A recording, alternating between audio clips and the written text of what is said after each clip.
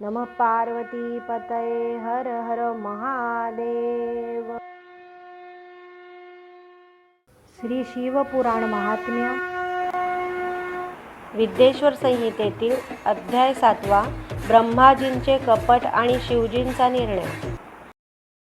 नंदिकेश्वर सनतकुमारांना म्हणाले, देवांनी भगवान शंकरांना आपले गाऱ्हाणे सांगितले तेव्हा ते स्मितहास्य करून म्हणाले, सूरवरांनो, ब्रह्मदेव आणि विष्णू यांच्या युद्धामुळे तुम्ही दुःखी आहात हे मी जाणतो। काळजी करू नका, मी गणांसह तुमच्या समवेत येतो। शंकरांनी देवांना अभय दिले। मग ते नंदीवर आरूढ होऊन युद्धभूमीवर आले। एका जागी लपून ब्रह्मदेव आणि विष्णू यांचे युद्ध पाहू लागले। त्या दोघांनी एकमेकांचा घात करण्यासाठी माहेश्वर आणि पाशुपत या शस्त्रांचा प्रयोग करण्याचे ठरवले। भगवान शंकरांनी त्यांचे मत जाणले।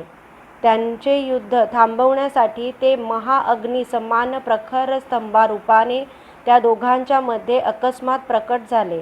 त्यांच्या प्रभावाने ती दोन्ही अस्त्रे आपल्या आपण शांत झाली।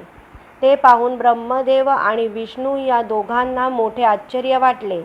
त्यांनी त्या अग्निरूपी स्तंभाचा विस्तार जाणून घेण्याचे ठरवले। विष्णू सूकराचे रूप घेऊन तो अग्निस्तंभ किती खोल आहे आणि ते पाहण्यासाठी पाताळात प्रवेशले। ब्रह्मदेव हंसाचे रूप धारण करून तो अग्निस्तंभ किती उंच आहे ते पाहण्यासाठी आकाशात ऊर्ध्व दिशेने निघाले। जो कोणी त्या स्तंभाचा आदी व अंत जाणून प्रथम येईल तोच सर्वश्रेष्ठ, तोच ईश्वर, अशी ब्रह्मदेव आणि विष्णू यांच्या दोघांमध्ये पैज लागली। श्री विष्णूंनी पाताळात अतिखोल जाऊन त्या अग्निस्तंभाचा अंत जाणण्याचा प्रयत्न केला, पण त्यांना काहीच साध्य झाले नाही। ब्रह्मदेवांनी 21 स्वर्गांपर्यंत उड्डाण करून त्या अग्निस्तंभाचा आरंभ जाणण्याचा प्रयत्न केला, पण त्यांनाही ते शक्य झाले नाही। श्रीहरी स्तंभाचा अंत शोधून परत आले तर तोच सर्वश्रेष्ठ ठरेल, मग तोच जगाचा स्वामी आहे हे आपल्याला मान्य करावे लागेल। त्यासाठी आपल्याला काहीतरी युक्ती करायलाच हवी, असा विचार करून ब्रह्मदेव इकडे तिकडे पाहू लागले। तेव्हा 21व्या स्वर्गात त्यांना केतकीचे म्हणजेच केवड्याचे एक फूल दिसले।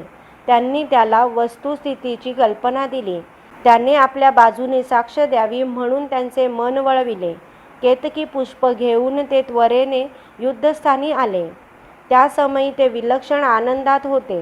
तेवढ्यात श्रीहरींचे आगमन झाले। त्यांच्या मुखावर निराशा स्पष्ट दिसत होती। ब्रह्मदेव त्यांना म्हणाले, हे श्रीहरी, मी या अग्निस्तंभाचा आरंभ पाहून आलो आहे।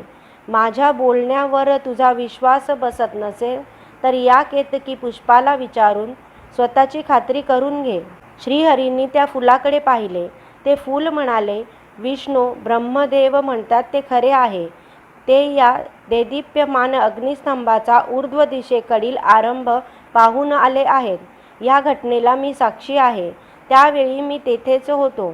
श्री विष्णूंना त्यांच्या बोलण्यावर विश्वास ठेवावाच लागला।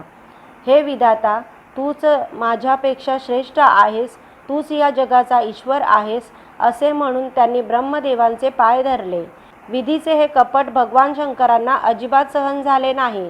ते तात्काळ प्रकट झाले आणि विष्णूंना म्हणाले, रमापती, विधाता खोटे बोलतो आहे।